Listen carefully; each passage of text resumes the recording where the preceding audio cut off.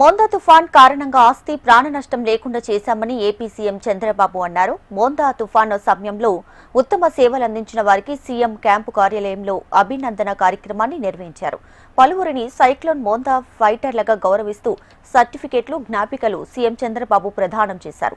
తుఫాన్పై సమాచారాన్ని ముందుగానే ఇచ్చి ప్రజలకు అవగాహన కల్పించామన్నారు. రాష్ట్రానికి 2 సమస్యలున్నాయని, ఒకటి రాయలసీమ కరువు, రెండోది కోస్తాంధ్రకు తుఫాన్లు ముంచెత్తుతున్నాయన్నారు. సమర్థ నీటి నిర్వహణ ప్రాజెక్టుల నిర్మాణంతో రాయలసీమలో కరువు లేకుండా చేశామని గుర్తు చేశారు. మోందా తుఫాన్ పరిస్థితిని సమీక్షించి రియల్ టైంలోనే హెచ్చరికలు పంపించామన్నారు. ఇటీవల జరిగిన తుఫాన్ ఇది ఒక కేస్ స్టడీ కింద తీసుకున్నాం. ఆర్టీజీఎస్ అదేవిధంగా ప్రభుత్వం అంతా కూడా మనం ఒక కేస్ స్టడీ కింద తీసుకొని దీన్ని ముందుకు పోయాం.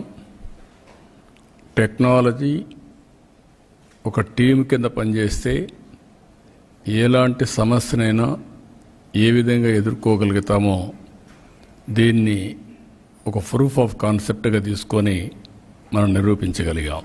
నాకు ఈ తుఫాన్ది వచ్చిన వెంటనే మన అధికారులు ఎప్పటికప్పుడు ఆర్టీజీఎస్లో అనలైజ్ చేస్తూ వచ్చాం.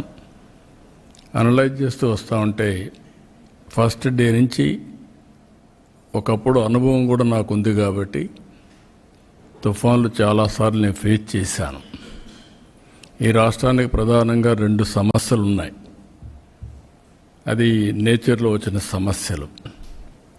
ఒకటి కరువు, రాయలసీమ. సమైక్య ఆంధ్రప్రదేశ్లో కూడా కరువు అనేది పెద్ద సమస్య. కడాన ప్రాంతానికి పోతే నాకు ప్రతిరోజు ప్రతి సంవత్సరం అడిగేవారు, కనీసం 10 సంవత్సరాలు మేము పంటేస్తే 8 సంవత్సరాలు మాకు పంట రావడం లేదు, దీంతో నష్టపోతున్నాం, కనీసం ఇన్పుట్ సబ్సిడీ ఇవ్వమంటే నేను ఇన్పుట్ సబ్సిడీ ప్రవేశపెట్టాను. అదే సమయంలో నీళ్లు లేక పశువులు కూడా మేపలేకపోతే క్యాటిల్ మొత్తానికి పశువులు తీసుకొచ్చి క్యాంపులు పెట్టాం. అప్పుడు అక్కడ గడ్డి లేకపోతే ఇక్కడి నుంచి వ్యాగన్స్లో గడ్డి తీసుకెళ్ళాం. అలాంటి సందర్భాలు ఎప్పుడూ నాకు జ్ఞాపకం ఉంటాయి. అదే సమయంలో ఆ ప్రాంతంలో మీరు ఒకసారి చూస్తే ఇంకుడు గుంతలు తవ్విస్తే ఎగతాళి చేశారు. రెయిన్ వాటర్ హార్వెస్టింగ్ స్ట్రక్చర్స్ అక్కడి నుంచి దీనికి ప్రారంభించి